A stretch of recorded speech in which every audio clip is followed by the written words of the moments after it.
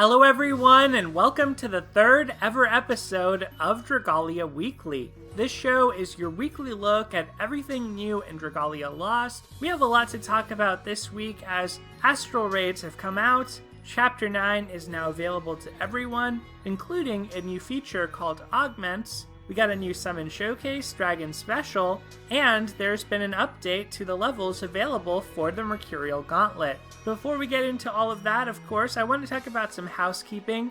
This is the last day for the Flames of Reflection facility event, so make sure you finish that up. If your facility isn't at level 30 yet, you can check how many more motivational logs you need and get those so that you can level up your facility in the future, since that's going to be a permanent boost to your Flame Adventurers. It's also the last day, of course, for the Astral Hypnos raid that's going on this weekend, but those Astral Raids will come and go every weekend, so we'll talk more about that. That is going to be the major topic for today's show.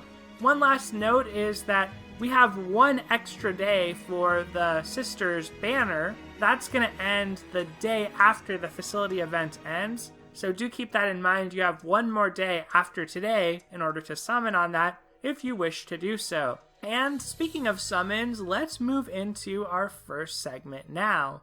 I always want to start us off on a positive note with a look at our daily deals over this past week. And this time around, because we got the Dragon Special Summon Showcase starting off on a weekend, we also got some extra free summons from that. So I hope that all of you got something good. As for this week, one of the really cool pulls that I got was Renee. Renee has the primed ability, and this was something I missed a little bit in my analysis last week that I kind of glossed over. I didn't really take in that primed doesn't just work when one of these units is under your control. It works when their AI and the buff that they have through primed applies to the player-controlled character. It's really good in the elements they're in, since the 3 adventurers in the game who have skills that damage scales off of how many buffs they have are Xander, Karina, and Cerise, which match up with the elements of the Sisters of the Anvil. So basically, whenever the player-controlled character's first skill is ready for use, that's when you'll receive a buff to that character, not to one of the sisters if they're not the ones being controlled, in a single-player game mode. So it's actually a lot better than I originally anticipated. We're definitely going to get into that a little bit when it comes to a discussion of the Mercurial Gauntlet that we'll get to next. But I also want to talk just briefly about the Dragon Special Summon Showcase. I think a lot of people see this with Nyarlathotep,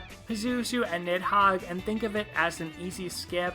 And honestly, it probably is, or at best, a wait. We are getting toward the end of the month, and that means that Gala is likely. The last one was 2 months ago, so around the 26th or the 27th. Basically, when this Dragon Special ends, I do think that we're going to get another Gala Dragalia showcase. And of course, I'll talk about predictions for that when it comes to Chapter 9 of the story, since I think there are some good sources of inspiration there. As for what else is on Raid Up on this showcase, though, Heinwald is on Raid Up, Norwin is also on a Raid Up, and as for 4-star dragons, we have Phoenix, Strabog, and Juggernaut. So honestly, personally, looking at this showcase, I think it's a good reminder of why it's valuable to skip normal showcases and wait for some of these special showcases or galas, because Heinwald was someone I dream summoned. Norwin was the adventurer I most wanted from his debut banner, and Pazuzu was someone I used 4 Sunlight Stones on just to power it up for my Eleonora. So this is the type of showcase that would have been a lot more appealing to me had I just saved and not gone in so hard on some of the things that are unfocused here. That being said, if they decide to come out with their preview that they've announced of the next High Dragon, and it happens to be High Jupiter, well, this showcase has at least some amount of value because you have a good Shadow Healer at 5-star, you have a Shadow 4-star Strength Dragon, and 2 okay Shadow 5-star dragons in Nyarlathotep and Nidhogg. None of them are quite as good as Shinobi or Marishitan, but from a traditional standpoint, a mixed dragon like Nidhogg that provides both HP and strength, that is the type of thing you want to run on a ranged unit or a healer in the high dragon fights of the past, like Brunhilde's Trial and Heimgard Sormer's Trial, where there were unavoidable damage segments, and those ranged characters, due to their lower defense, needed that extra HP to survive. That extra HP is also helpful on a healer like Heinwald to heal for a larger amount. So I'm not saying that if that gets previewed, you absolutely want to pull on this, but I'm saying at least if it is going to be High Jupiter, I think that Cygames or Nintendo would have an incentive to tell us so that some people will see this as relatively good bait and decide to go in on it, maybe pick up some dragons that they're lacking. As someone who doesn't have Shinobi or Marishiten myself, I'm looking at this with a small amount of temptation, but I think with Heinwalds being on focus and me having a max unbound Pazuzu, I'm definitely going to wait until Gala and not summon on this one. Anyway, that's pretty much all I want to say for summons today. There is a possibility I will decide to break my pity rate on our Flames of Reflection showcase, and if I do so, it'll be on the last day of that banner, so you can look forward to that in next week's Dragalia Weekly.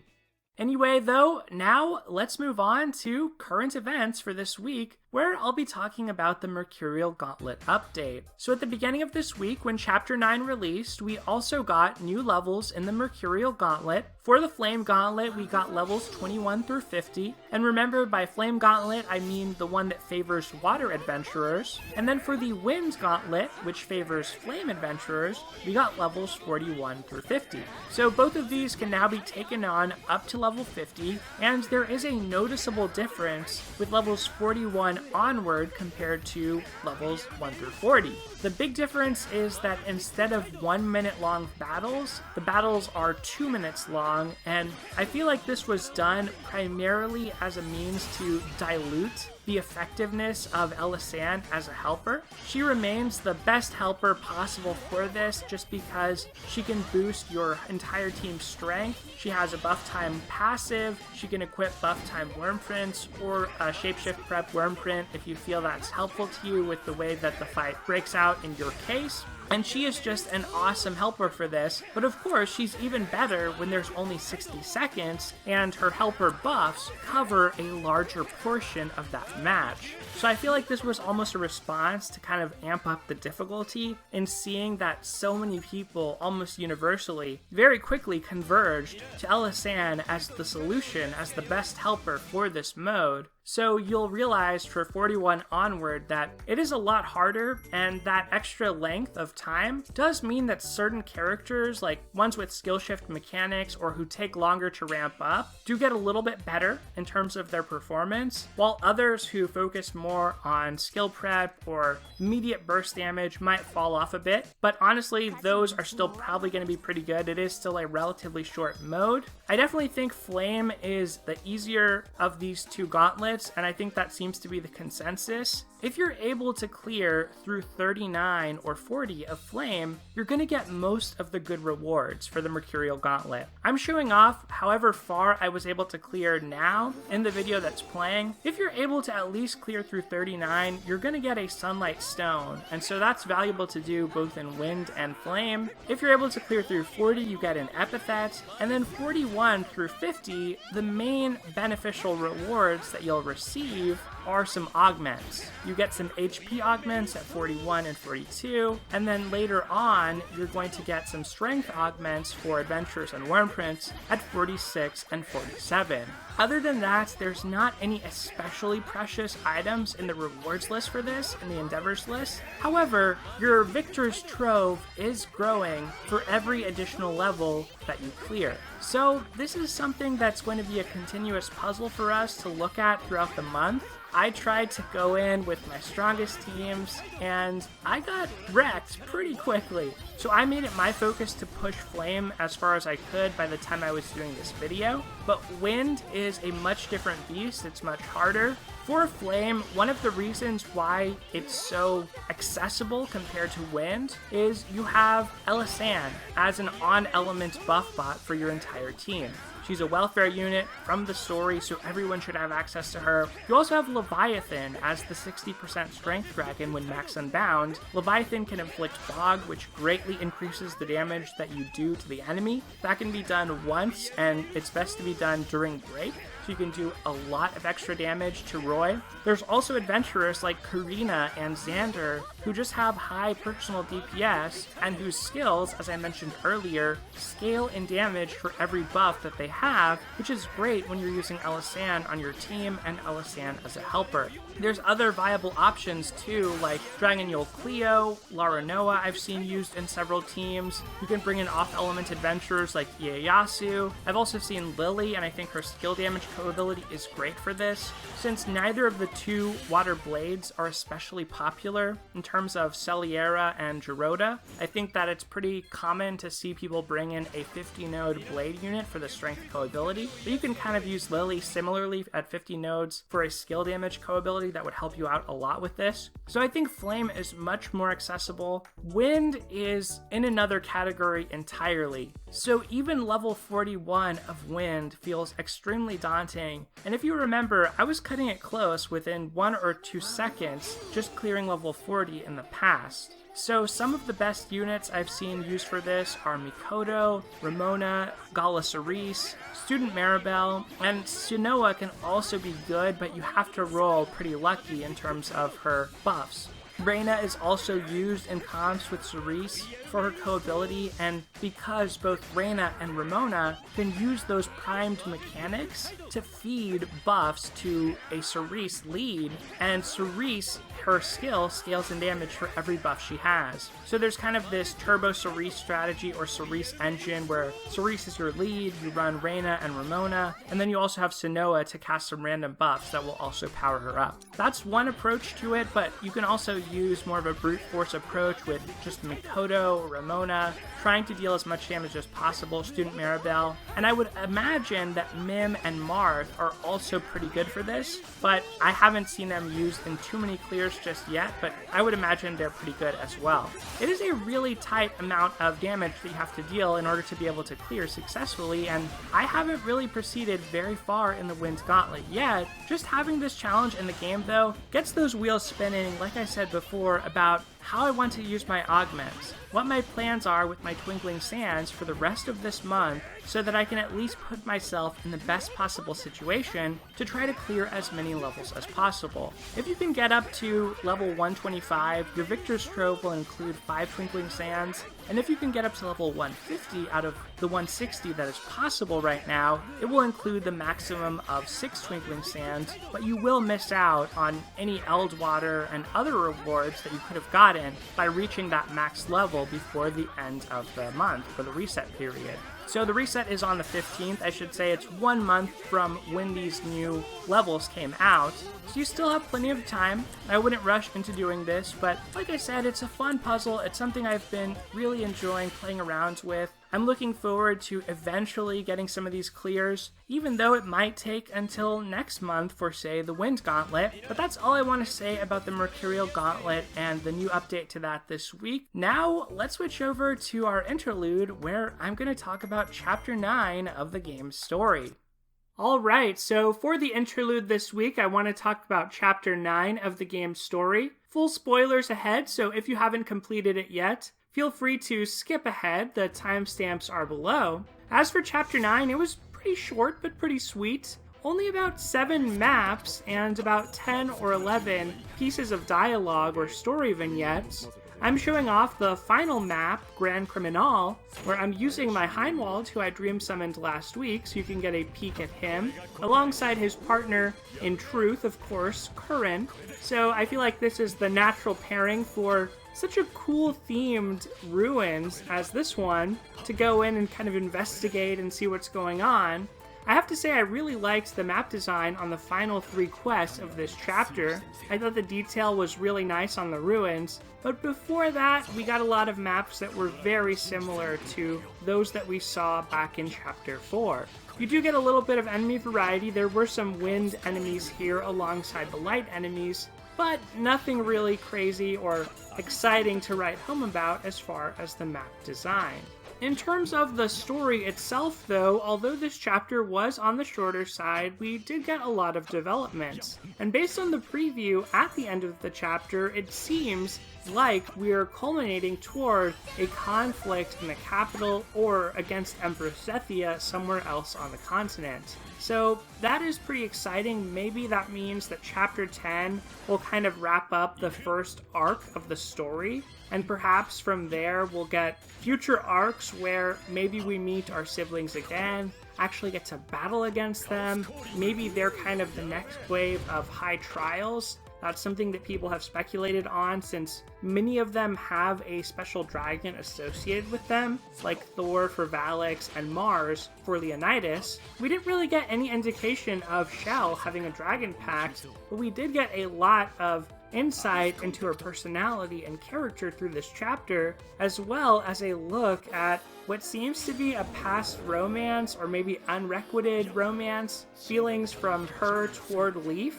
So that was kind of interesting to see exposed through their chess game and their dance. I thought that that dynamic was pretty cool, but I will say I wish this chapter had been longer, and I could say that about pretty much any Dragalia chapter, just because I feel like her entire arc could be like a season of the Dragalia anime, if such a thing were ever to exist, where the main party is heading to Chanzelia through the desert, and we're learning about her backstory, her relationship with Leaf. These are all things, and her personality in particular is something that I wish would have been given more time to just sort of simmer a little bit. We see a little bit about her personality and worldview with how she treats Cleo, and I feel like that whole dress scenario was a bit of fan service by the developers, and not a whole lot more than that. But Cleo did look really cute in both of the dresses, and I guess that means that Cleo might be a gala candidate for the next gala if we still think that there's some type of story link between the gala characters that come out. It seems like that may be the case. Obviously, Cerise is an exception that people have pointed out to me in the past, but my money now is on Gala Cleo or Gala Leaf after this chapter. We did get one quest where Leaf is an ally unit, much like Zethia was at the beginning of the game, and inexplicably after that he disappears, despite the story implying that he's in the party with us. So it looks like there's at least a character model for Leaf, and when there's a character model, there's a chance that that character could be playable in the future. So I think there's also a possibility of Leaf maybe getting a Gala variant for the upcoming Gala Dragalia at the end of this month. Those are the two standouts for sure. There were some other kind of just weird moments, like the whole horsey thing, and honestly the twist at the end with Grand Criminal. I don't really get what type of insight we were supposed to have into Chell's character, or what her plan was, why she didn't just ask her family, Yuden, to dispatch of that monster, or I guess I should say ancient technology, and also the way that they're so afraid of this Sentinel, who we basically defeated a copy of in the ruins when we faced off against Ferris. That's a little bit bizarre to me. It's like, they make it sound like this is a continent-threatening entity, when really it's just a generic boss fight that's been reskinned. So I thought that that culminated a bit weakly in terms of the final fights. I guess it gave us an excuse to head into the Materium mines, and then therefore be able to extract augment materials from now on, but that part to me didn't really make a lot of sense. I would say this is probably one of the weaker chapters in my opinion, but I also have seen a lot of people who really like Shell and her personality, and maybe just her character as a whole. So let me know what you thought of the chapter in the comments below. I'm very curious to hear what you have to say. But for now, we're going to return to our regularly scheduled Dragalia Weekly and go on to our topic of the show, so please enjoy. Okay, so I hope you enjoyed that discussion of Chapter 9.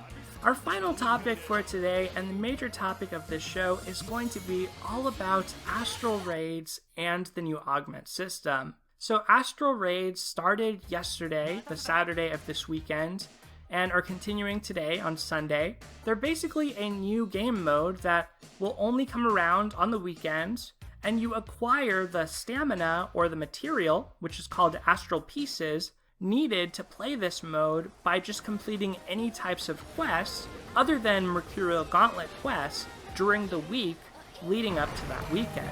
So you can hold up to 300 of these Astral Pieces, and it takes 30 Astral Pieces to clear this raid on the highest difficulty, which confers the best rewards. That difficulty is a new one, even though these raid bosses are ones who are returning from the past.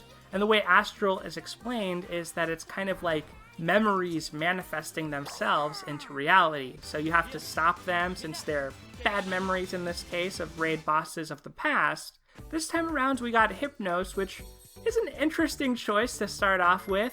This boss can inflict sleep, so maybe what they were thinking is this is pretty compatible with the current facility event happening, since you want Sleep Res Flame Adventurers for both.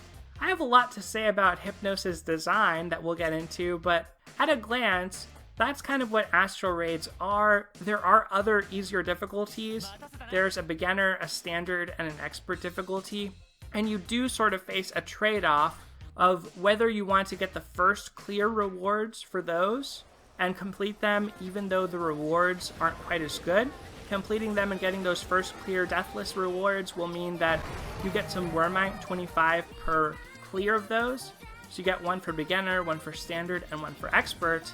Or the alternative is you sink all your Astral Pieces into master, because the drops for that are better, and they include Augments, which at this point are still pretty scarce, and based on Astral Raids, the information we have so far, appear as if they'll remain scarce in the future. So the drops for this mode are always fixed. That's one nice thing. There's no gambling, there's no randomness. It doesn't matter if you break the boss's parts in the raid battle, you're still going to get the same rewards every time if you just clear it. Other than, like I said, those incentives to get a deathless clear, since you're going to get some Wormite from that. We don't know also at what point Hypnos will come back. It could be that Hypnos is part of the rotation every month. It could be that we don't see Hypnos again until there's another flame event. So there is still some uncertainty to this mode, but that's kind of the gist of it. As far as Hypnos goes, it kind of makes you appreciate how good the mechanics of modern raid battles are, since Hypnos is one of the more annoying raid bosses to face, especially on Master difficulty, where because these fights have a 10-minute time limit, they've significantly amped up both the HP total and the strength of the raid bosses. So, historically, Hypnos, the hardest difficulty that was available was Special, or EX, and that was a quick fight. That was a fight where you wanted to get the Epithet for a timed clear. You were constantly breaking parts of the boss, demolishing them, or getting the boss between overdrive and break states, which would freeze up its animations and make it so that it wasn't constantly teleporting around or dashing around the arena. In this longer fight, because of how spongy Hypnos has become with its HP, in this fight being extended to 10 minutes, I think you definitely get the sense that the mechanics were not designed around this, and I feel like it's kind of a pain to constantly be running away from Hypnos, trying to dodge its attacks, as they are pretty punishing. Hypnos has a high amount of strength. It can 1 to 3 shot your adventurers depending on the level of investment, and the might requirement on this is deceptively low because you still have to be able to survive, and often that will mean tanking a few hits and having your AI live through them. So most of the pub rooms that I had easy clears of this in were with 20,000 might or above. I used quick play, and it just so happened that I slotted into several rooms of this type. Sometimes they didn't all go well. There were people who as hosts would give up, and I think part of the incentive for that is there's only a limited number of times you can do this per weekend, and people really wanted to make sure they got their Deathless Endeavors. So there's a little bit of perverse incentives here, a little bit of warped incentives when it comes to stuff like that. But all in all, I think it's still a pretty good mode. This boss fight might not have been my choice to start things off because, for instance, the large purple circle around Hypnos, that's kind of a pain to run away and dodge. If you get hit by that and fall asleep, you'll likely get caught up in its purple dash into a circle spin, and that could easily kill you or kill your AI.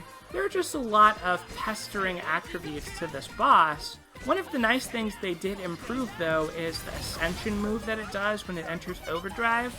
In the past, this was just unavoidable damage. Even if you destroyed all the orbs that were on the ground, the only difference was the damage that you took was greatly reduced. Now, as soon as you destroy all those orbs, Hypnos will fall down, giving you an opening to attack it, so I think that's a big improvement. It at least speeds up the fight somewhat. I was still looking at between 3 and 4 minutes for most of my clears on this, though.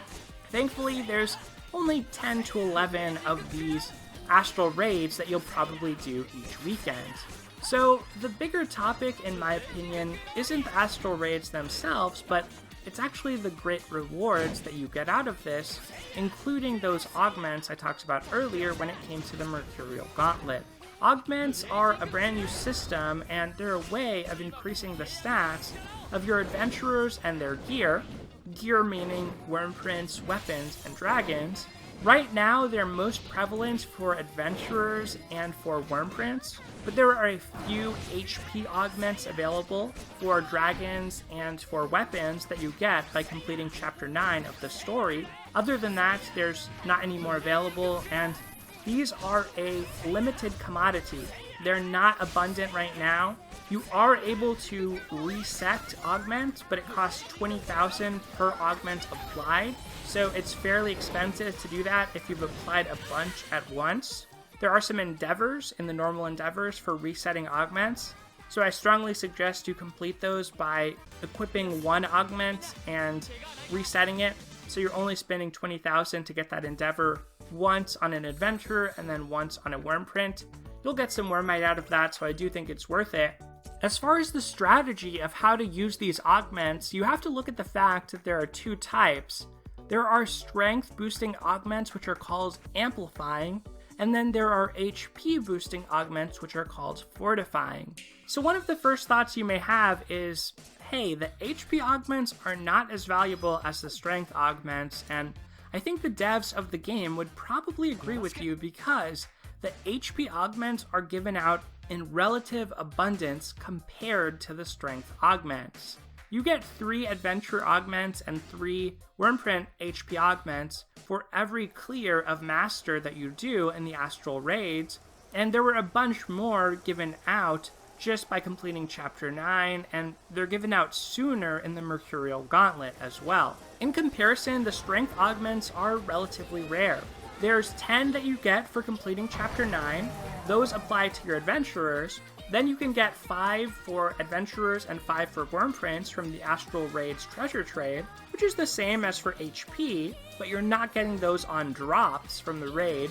And then you can also get 10 from completing levels 46 and 47 of Flame and Wind Mercurial Gauntlet, respectively. So at most, right now, you're looking at 25 strength augments for your adventurers and 15 Wyrmprint strength augments, which is not a whole lot. So this is something that you need to probably pick and choose on. In my opinion, I would say just save these strength augments, as I think when it comes to strength, this is the thing that you'll probably want to use to push your Mercurial Gauntlet teams, more so than the HP augments. Obviously, for most adventurers, those are not going to have any effect, unless you're doing some kind of low HP strategy, in which case they may actually be detrimental to you. In terms of the strength augments, it's a small amount of strength, but it is to your base stats before other types of bonuses, auras, halidom is applied. So in that sense, at least for the adventure ones, they are pretty precious, and they can improve your team's performance when you're talking about clears that might have 1 second left. So I kind of am of the opinion right now that with Mercurial Gauntlet being sort of the solo endgame, they probably deserve to go on units who are pushing that month's Gauntlet achievements. So for me, I'm going to save all of my strength augments for my flame team because that's the Gauntlet mode that I'm struggling with to try to complete this month. In terms of the Wyrmprint augments, you can kind of do double duty here because some of the best Wyrmprints are going to be best in any mode of the game. And one of the best is Resounding Rendition. It's something I've overlooked in the past, and I've made videos where I preferred those weapon-specific Wyrmprints because they give 40% skill damage in many cases. As it turns out, I think I was pretty wrong in my evaluation of Resounding Rendition, just because that 8% critical rate, if your HP is above 70%, is extremely good. Critical hits do 1.7 times the amount of damage as normal hits, so even having 8% extra critical rate is a pretty large amount of extra damage that applies not just to your skills, but to your basic attacks, at least on average. So I think Resounding Rendition is absolutely at the top right now when it comes to which Wyrmprints to invest your augments in. The thing about it, like I said, is you really only need to put the strength augments into it to feel those benefits on the damage side, but it doesn't really hurt to put the HP augments just because they're so available, and these are not mutually exclusive or they're not zero-sum. You can have up to 50 of each type of augment on any adventurer or piece of gear. So you can have total a plus 100 Wyrmprint, plus 100 Dragon, plus 100 of anything, 50 of those coming from HP and 50 coming from Strength. The other thing I noticed with these augments is it's not completely linear, the amount of boost that you get, or at the very least, it's not one-to-one, I should say. So sometimes you'll use one augment and you'll actually get 2 points of stats. I've noticed this a couple of times with my adventurers. I haven't actually applied any of my augments yet because I want to save them. But if you just go into the upgrade menu and start to click on them level by level, you'll see that some levels of augments give you a little bit more in terms of stats. I haven't looked at this carefully enough to know if this is actually a way of equalizing power across adventurers. Like maybe some weaker adventurers get more stat points, but I think that it's probably the same across all adventurers. It's just a little bit of information that I noticed with them. Anyway, I am probably going to go ahead and dump all of my strength augments into Resounding Rendition. When it comes to the HP augments, like I said, I think there's a lot more flexibility. You could probably put those into some of your favorite characters. And where HP tends to matter more is in these grindier modes, like facility events to some extent where you have to survive, and it can be hard when your facility's at a lower level, or if you're using auto battle. Another example would be high dragons historically. So High Mercury is kind of the counter example because you can just dodge everything, but these High Dragons, upon their release, the HP checks were not a joke except for High Mercury, especially because the conditions at the time were different. You know, we had one Wyrmprint available, we didn't have the stats that we have now through all the facilities that we've gotten, so I would expect that the next High Dragon, be it High Jupiter or High Zodiac, is balanced around the fact that these augments exist. And if that's the case, then these HP augments are probably more suited for Wyrmprints, maybe like those defensive Wyrmprints you're going to take into the High Dragon Trials, and for adventurers you're taking into the High Dragon Trials. Of course, sometimes those will overlap with the ones you're using in the Gauntlet, and Resounding Rendition is a great example of a print that will probably be on most attackers that you're taking to any High Dragon Trial, so it's kind of safe on both angles if you want to invest HP and strength into it. Otherwise, that's pretty much all I have to say on augments at the moment. It's a very interesting system. Obviously, the temptation is there to just sink all these augments into my favorite character, and if that's really what you want to do, I don't think you can go too wrong. But with how limited they are in terms of when they come out every weekend and us getting, at this point, 5 strength augments per month, maybe we'll get more than that next weekend. We'll have to see if they're in the actual drops of the raid. But as of right now, it seems like it's probably wise to be a little conservative with these. Save them for actually clearing content and actually pushing your teams when they're not able to do so already. Anyways, that's pretty much what I think about Astral Raids and the new augment system. I'm not crazy about adding new materials just for the sake of power creep and adding harder modes. I think it is something that could, confuse beginners or just adds an extra layer that kind of feels unnecessary to me. But I do think the handling of it has been pretty nice so far, and I can't complain about all that consecrated water and the other rewards that we get through the Astral Raids. So all in all, I really like the system. I think the weekend system makes sense. Having those 10-minute raid battles, while kind of a pain in the case of Hypnos, it's actually pretty nice to see because we haven't gotten 10-minute long content since Fire Emblem Lost Heroes. Those defensive battles were the last time we had something that long, and maybe since this is limited to the weekend, that's what gives them the confidence that this is something players have time to really sink their teeth into. Anyway, of course, I'd love to know what you think about Augments, the Astral Raids, as well as the other topics I covered in this video, Chapter 9, the Dragon Special, your Gala predictions. Let me know how your week has been in Dragalia Lost in the comments below. Otherwise, everyone, that's going to do it for this video. Thank you so much for watching. Have yourself a great week ahead. Take care, and I'll see you next time.